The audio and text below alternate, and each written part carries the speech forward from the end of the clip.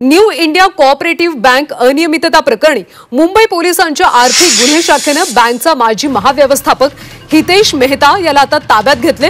122 कोटींचा अपहार केल्याचा त्याच्यावर आरोप आहे। आपल्या ओळखीच्या लोकांना मेहताने 122 कोटी रुपये दिल्याचं सूत्रांकडून समजते। मेहताला आर्थिक गुन्हे शाखेत आणलं असून तिथे त्याची सध्या चौकशी सुरू आहे। कोरोना काळात ही रक्कम काढायला सुरुवात केल्याची कबुली हितेश मेहताने दिली।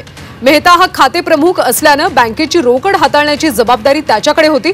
तसंच जीएसटी आणि टीडीएस पाहणं सोबतच संपूर्ण खातं पाहण्याची जबाबदारी सुद्धा मेहताकडे होती। मुंबईतल्या प्रभादेवी कार्यालयाच्या तिजोरीतून 112 कोटी रुपये तर गोरेगाव कार्यालयाच्या तिजोरीतून 10 कोटी रुपये गायब झाल्याचं सूत्रांनी सांगितलं।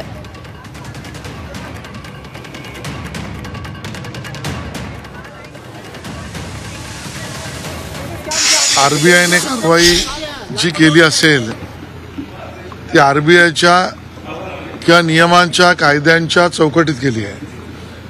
आरबीआयच्या या कारवाईमुळे अजून लोकांचे पैसे सुरक्षित राहावेत याच दृष्टीने ही कारवाई केली आहे। मला वाटतं या विषयामध्ये केंद्र सरकार आणि माननीय मुख्यमंत्री हे चर्चा करून सर्व ठेवीदारांचे पैसे सुरक्षितच राहतील आणि त्यांना त्यांचे पैसे मिळतील या पद्धतीच्या कार्यपद्धतीचा निर्णय करतील।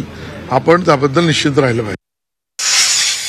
आणि या सगळ्या संदर्भात आपण ताजी माहिती घेऊयात आमचे प्रतिनिधी मनोज कुलकर्णी यांच्याकडून।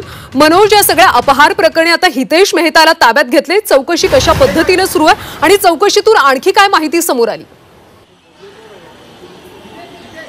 अगदी बरोबर आहे। न्यू इंडिया जी कोऑपरेटिव्ह बँक आहे त्याच्या घोटाळ्याच्या संदर्भात काल मोठ्या प्रमाणात जे ग्राहक आहेत ते बँकेबाहेर आपल्या ज्या ठेवी ठेवलेल्या होत्या त्या काढण्यासाठी जमा झाले होते आणि त्याच अनुषंगाने बँकेचे एक कर्मचारी होते, त्यांनी ती तक्रार दिली होती दादर पोलीस स्टेशनला। ती कारवाई पूर्ण झालेली आहे आणि त्याच नंतर जी EOW शाखा आहे, मुंबई आर्थिक गुन्हे शाखा आहे, त्याच्याकडे हा तपास देण्यात आला होता।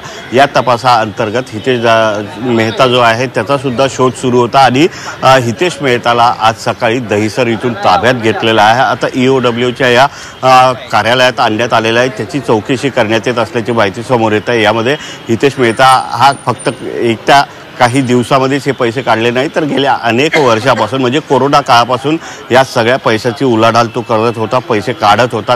यातल्या प्रभादेवी शाखेतून 112 कोटी रुपये काढले होते, तर दहिसरला जी शाखा आहे, गोरेगावला जी शाखा आहे त्या शाखेतून सुद्धा त्यांनी 10 कोटी रुपये काढल्याचं सांगितलेलं आहे। याची माहिती आरबीआयला सुद्धा सांगण्यात आलेली आहे आणि त्याच आरबीआयने मग हे सगळं फ्रॉड जो आहे तो किंवा अपहार जो आहे तो रोखण्यासाठी म्हणून या सगळ्या गोष्टीवर निर्बंध घातलेले आहेत।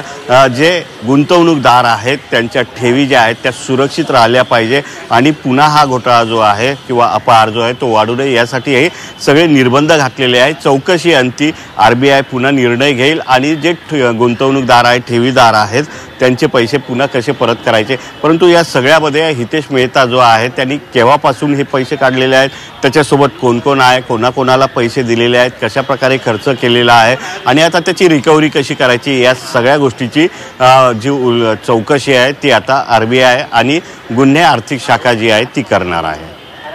नक्कीच मनोज, त्यामुळे या सगळ्या प्रकरणी आता तपास कशा पद्धतीने होतो आणि नागरिकांना आपले पैसे नेमके कधी मिळतात हे पाहणं महत्त्वाचं आहे। धन्यवाद माहितीसाठी।